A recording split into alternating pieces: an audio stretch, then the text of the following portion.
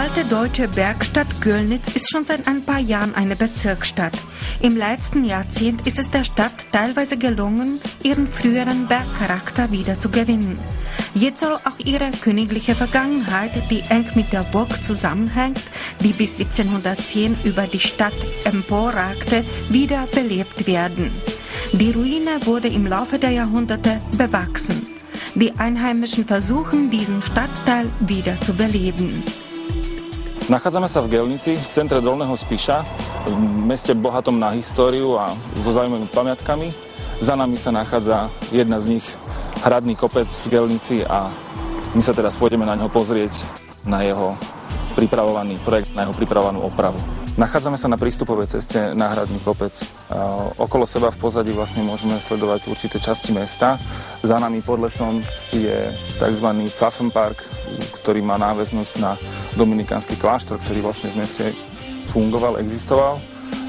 Pod nami je dolina menovaná Pfändhof, vlastne jedna z pôvodných dolín, vlastne s pôvodnou banickou zástavbou banických domov. V pozadí môžeme vidieť časť mesta vlastne na druhej strane rieky, ktorá sa nazýva v slovenčine Legi, vychádzajúce z nemeckého Lager. To všetko vlastne nám dokazuje to, že v týchto miestnych názvoch v Gelnici stále cítime prítomnosť pôvodného nemeckého obyvateľstva, vlastne pôvodného pomenovania vlastne rôznych lokalít v meste. Za nami je torzo strážnej väže, ktorá strážila cestu do Smolníka. Takisto strážila vstup do mesta. Takéto torza fortifikačných stavieb a múrov tohto hradu sú na obvode tejto akropoly ešte stále zreteľné. Hrad bol postavený v 30. rokoch 13. storočia. Hrad bol pod správou kráľa až do konca 15. storočia. Potom následne hrad prechádza do majetku jednotlivých rodín. Prv rodiny Zápolských, potom Turzovcov a neskôr Čákyjovcov. Hrad sa nachádza v rozvalinách už na začiatku 18. storočia a na začiatku 19. storočia je z ruín postavená budova radnice v meste, ktorá sa nachádza vlastne na Baníckom námestí. Takisto sú z týchto ruín postavené niektoré domy v meste.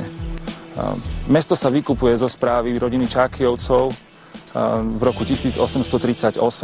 V roku 1844 je mestu udelený znovu titul slobodného banského kráľovského mesta. V medzivojnovom období sa na tomto mieste odohrávali majálesy, stretnutie spoločnosti, robili sa tu verejné cvičenia ženských oddielov, takisto neskôr tu bolo zriadené detské ihrisko.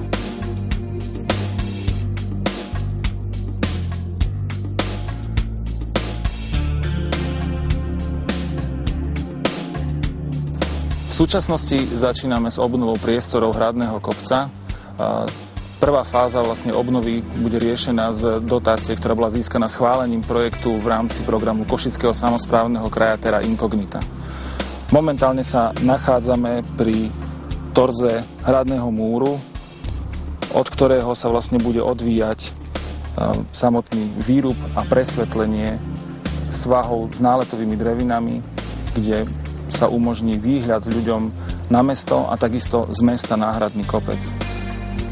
Ďalej na hrane, ktorá vlastne je pred nami, týmto juhovýchodným smerom, budú inštalované lavičky, informačné tabule a tiež ohraničujúce zábradlie, ktoré vlastne presne vymedzí priestor tej výhľadovej hrany na mesto. Toto je všetkým známy výhľad na mesto. Táto fáza obnovy tohto priestoru chce tento výhľad rozšíriť a vlastne ponúknuť z ďalších uhlov rôzne výhľady na ďalšie časti mesta. Niečo ako mestský park v meste nemáme.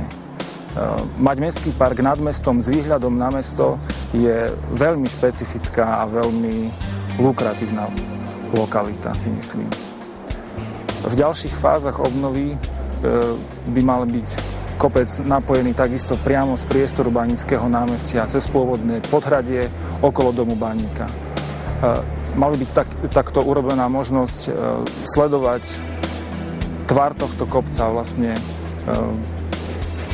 z rôznych úrovní, sledovať aj mesto.